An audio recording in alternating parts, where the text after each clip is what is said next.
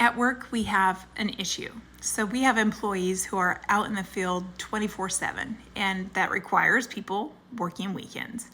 One of the weekends in a biweekly pay schedule is worse than the other due to attrition over years or other reasons why there are some holes in that particular schedule. Now, people complain about it regularly. They do not like the pain of that hole existing there, even when they're not necessarily on that weekend working. But they'll complain, and I've heard it over and over and over, but not a single person has been willing to adjust their schedule. They like their schedule. They want to keep their schedule. It works for them, but they're going to sure complain about this little gap that nobody wants to fill.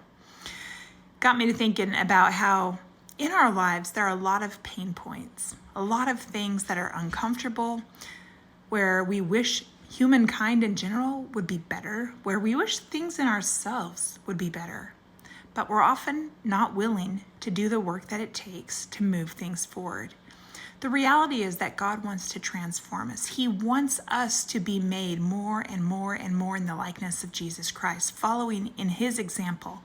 And to do this, it tells us in Ephesians 4:20 through 24, you were taught with regard to your former way of life to put off your old self, which is being corrupted by its deceitful desires, to be made new in the attitude of your minds, and to put on the new self, created to be like God in true righteousness and holiness.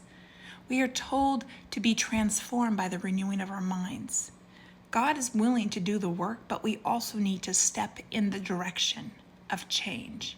It's not easy, but it sure beats sticking in the same old mess and expecting a different outcome. Something to contemplate today. Blessings on you.